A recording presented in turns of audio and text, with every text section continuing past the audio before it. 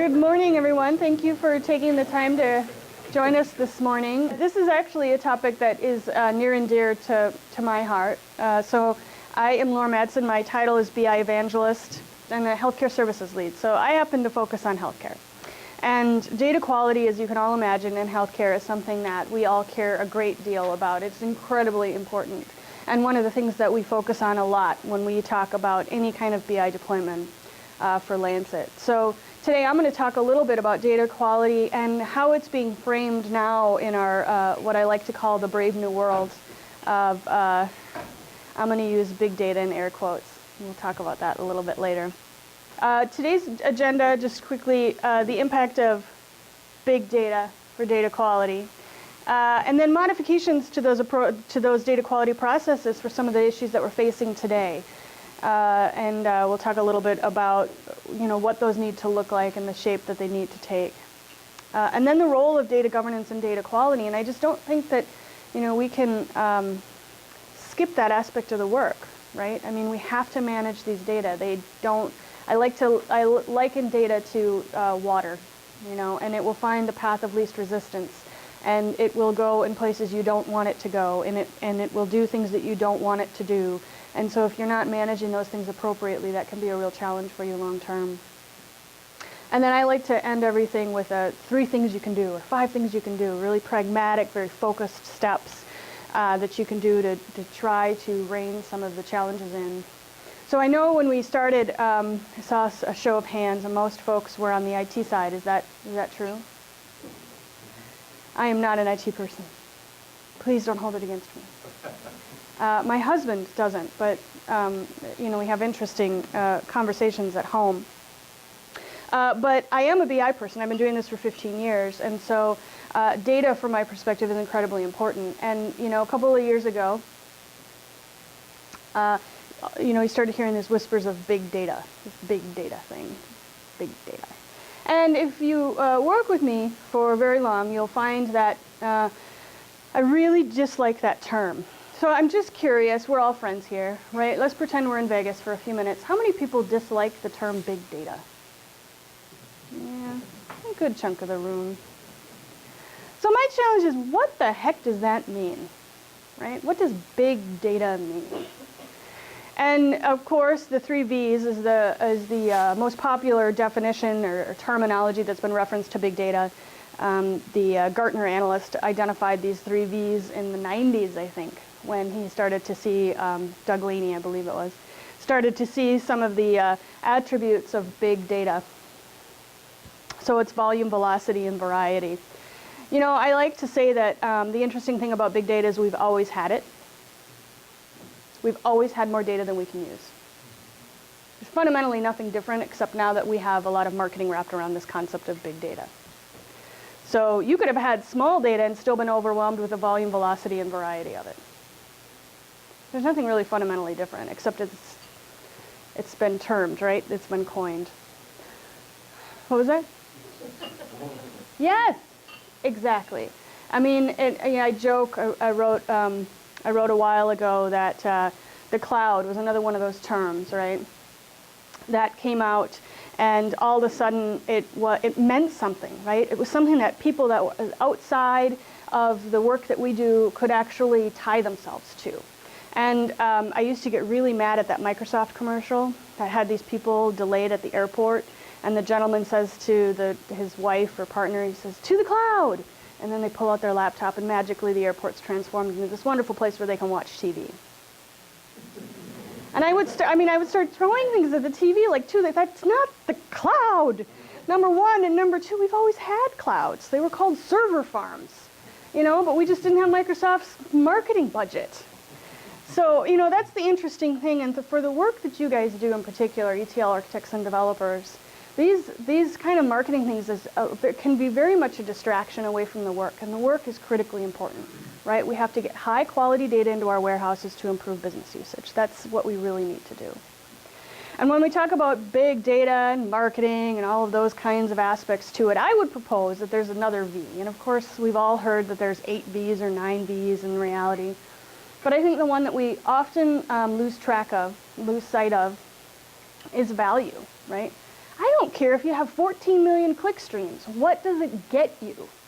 And how much work is it going to be to get it in when there's actually things that are incredibly important, you know, from your data perspective? So we have to really take sort of this big value perspective with a grain of salt, and it's a little bit of my my soapbox there. But so today's trends, and my husband and I are in the middle of sort of thinking about redoing a kitchen, and so this was very much on my mind when I started talking about the trends, right, and big data as being a trend today. And it is highly distracting to those of us that just do this work, right? And so is that avocado green kitchen. It is highly distracting. I had one growing up, so, and in the living room was the orange shag carpet. I don't know what they were thinking. But what is happening is it's really adding color to an already very muddy landscape, right? At the end of the day, the work that we do is fundamentally the same as it was 5 years ago before we started talking about big data in the cloud. There are some valuable trends that are happening. We'll talk a little bit about that. But what we really need to do is continue our focus on good processes, right? It's the dams that we build up around the river that we have to continue to focus on. So we can't just think about big data and whatever that means. But the truth is that there is more data. And it's coming from places we had never really thought about before. You know, RFID chips. Is anybody tracking RFID data from RFID chips?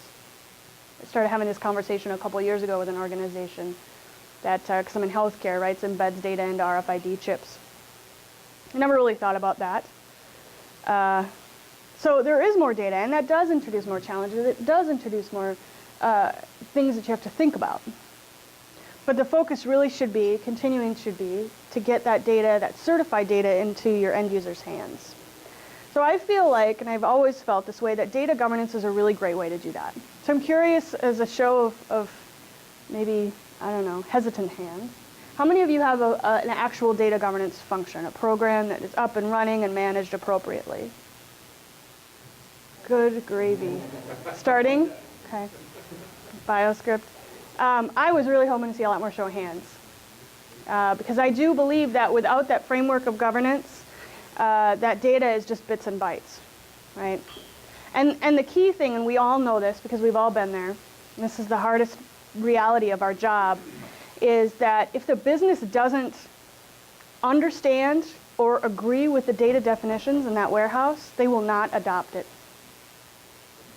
And I think one of the biggest challenges we have is that sometimes what happens is that if business isn't driving the bus, they're never going to agree with whatever we put in there. So it's a lack of ownership, right? So with that lack of ownership, then they are more hesitant to adopt what we've built. So we've just spent X number of months or years building something that the business just won't adopt in the long run. And that's an incredibly frustrating place to be. So when you create data governance structures, and I really firmly believe they should be very agile and dynamic to account for your organization, that helps build that ownership from the business side, right? So they can't come to you and say, you know, I don't agree with this. This data is wrong. Like, well, you're the one that defined it. You're the one that helped me identify data quality parameters. You tell me what's wrong about it. That changes the nature of that conversation. Data governance is the way through that. And I believe that the more data that you have, this concept of big data, increases the demand on governance or management processes, data management procedures. You really need that in place. If you're seriously looking at Hadoop or sort of that late binding repository that is getting a lot of traction, there's significant challenges when we talk about data quality in the context of big data, that schemaless data lake that I've heard so much about recently. Because the interesting thing is nobody talks about Hadoop or the schemaless data lake or late binding data repositories in the context of data quality, right? I don't know about you, but I have not met one business user that could access a schemaless structure and query it and get anything valuable out of that. If you do, I would like to hire them, so could you just send me an email later? So at the end of the day, it's still about the people, the process, the technology, which I believe Andy said a couple of times, but it's about the culture of your organization. And none of us in this room are going to be able to modify the culture of the organization that we work in. And the great thing is, I heard one of my clients the other day say, Laura, culture eats strategy for breakfast, right? It's a Peter Drucker quote that was said years ago, and I think it's incredibly spot on. It doesn't matter what I come in and try to structure around your governance. If your ownership on your business side just ain't hearing it because they're the kind of business users, then you're going to have a real hard time. And that's why the traditional data governance structures can be really challenging, right? You can't just open a book and say, oh, this is how you're supposed to organize your data governance, and then start doing that, filling in the blanks. You really need to look at your organization, see how it's structured, see how it functions. Who's the influencer in your organization on the business side? Who do you work with that maybe doesn't have the formal authority in your organization, but does have the ear of everybody, right? Because that's the person that you want on your governance structure. So you have to keep that very fluid and remember that culture has a huge impact on the data and the adoption of that data. I thought I'd put something warm and sunny and tropical in there, because when you look out the window, it's none of those things. But it's pretty. That's what Minnesotans say to make us feel better. It sure is pretty. So this is a methodology that I use when I'm entering into a new scenario, a new situation, where maybe I don't know all of the aspects of the situation, but I need to figure out how to close an innovation gap. I need to do something quickly. And I perhaps don't even have all of the things that I need to do or know, or the control over the people. And so I use this methodology a lot. So it's RISE, because it sticks in your head, right? Number one, you have to reduce the unknowns. I have a boss that likes to say, the dangerous thing is the things that you don't know. And of course, the most dangerous thing about the things that you don't know is the things that you don't know you don't know. So, yeah. I'm sure he's been saying it for years. So, the interesting thing about that is you have to surface the unknowns, and you continue to surface them. But if you know them, then you can control for them. So the more of the unknowns that you surface, I think the better off you are when you're trying to close the innovation gap or do something faster, even using a new product, something from Informatica that's just been released and you want to give it a shot. Right? The first thing you have to do is reduce the unknowns associated with that to close that risk gap in the innovation gap. And then you need to identify the alternatives. So you have your list of unknowns. You can control some of those, but then you need to identify the associated alternatives with them, because you probably just can't ignore them altogether. And you won't be able to fix all of them. But you may be able to identify an alternative that would make it just as effective. Then you want to streamline the standards. And this is everything from the procedural standards to the data standards. Now, is anybody in healthcare? A couple of folks in healthcare, okay. So I'm going to go into a healthcare example for just a few minutes, because that's what I know. I hate to tell you this as patients, but we have very few data standards on the healthcare side. And that's one of the challenges of adoption of business intelligence and data warehousing and healthcare BI, is that there is not a set forward standard of what data means when you get outside of your organization, when you look at the industry, when you try to benchmark people against each other, for example, physicians or clinics, that kind of a thing. So when you can streamline the standards, and so that comes from your data governance council. You streamline the definitions, you streamline your data quality ranges, you streamline the procedural standards that you want to use in your organization. The who gets to make the decision kind of a standard. And make those known, publish those, advertise those, so people know who to go to and ask questions. Because if you can reduce some of the complexity associated with that, that will also improve the transparency and the ownership. And then finally, evaluate opportunities for improvement. You should constantly be reevaluating everything that you do, right? From a procedural perspective, from a standards perspective. Always asking, are there other unknowns that I don't know about? Now, obviously, healthcare has changed in the last 5 years an awful lot. But the previous 10 years, there was very little change. We just, we like to go slow. We're very methodical. We think through things. Right? Never have been the leading edge adopters of technology until recently. So I'm just curious, how many of your organizations have stayed stagnant for the last 5 years? 1 or 2 in the room. Otherwise, everybody else you really have to start flushing out those unknowns and never assume that things are staying really, really static. So all that really means is that you can't, like, and you guys already know this, right? You can't just write an ETL script, hit run, and then go to lunch, and then just do that day after day after day after day. If you can really sort of start to question what's happening post that script, so you can improve user adoption so that you can start to get more users into your system. Because that data quality piece is really important. And you guys are, that's where it happens at the ETL layer. And it's not the glamorous part of data warehousing. We all know that. If you wanted a glamorous job, you'd be doing something else. But it is critical. And without you guys, your organization wouldn't be able to do what they need to do. So the data quality really resides with you, even though the governance structure and all of that really has to be owned from the business. So constantly evaluating opportunities for improvement, I think, are really key. So do these things right now. And so these are the 3 pragmatic steps that I think anybody can really tackle, particularly if you maybe don't have a data governance structure and you're looking to add something. And again, it does not have to be big. It should not be big. It should not be big. It should not be bureaucratic. It should not take 15 rounds of approvals to get a data definition done. You do that, you might as well not have data governance, because nothing's going to get out the door anyway.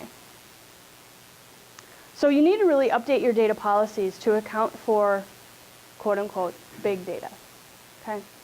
Or whatever big data means to you in your organization. If you have more volume, velocity, variety than you have in the past, the fact is that there is an impact to your data policies. Things like liability, you know? So if you don't have, does anybody have data policies today? Standard structure of what data means in your organization and how you use it. I know healthcare does, for obvious reasons. Okay.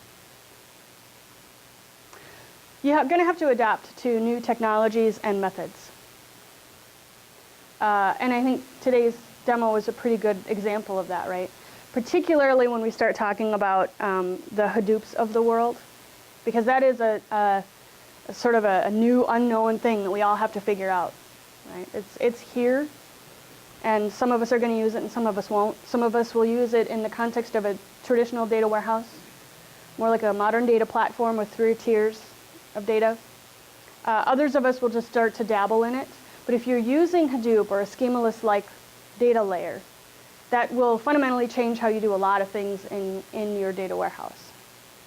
And it shifts how you bring data into your traditional warehouse versus leaving it in that schemaless lake, right? And do you do that before and do you do that after? All of those things have to be accounted for.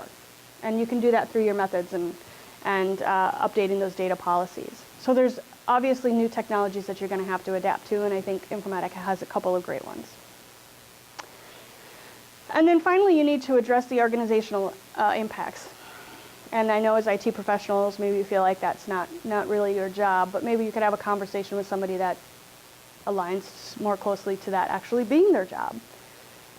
Because I do believe that governance is really important in order to ensure long-term data quality, but more importantly, in order to ensure long-term usage of your data, right, from a business user's perspective. So that's important for you to do that. And as you increase your end users, then you really have to start thinking about what that data quality means to a broader group of people. So it feeds upon itself, right? So the more people you give, the more information that they want, then they get the information and then it's still not enough. I'm sure you've all had that situation. You get a request, you finish the request, and then somebody comes back to you and says, but that's not what I wanted. Or now that you did that, could you do this? Right? That's a constant thing. And so the more you're providing information, the more that you'll provide information. It's a cycle. And that's a good thing. That's the end.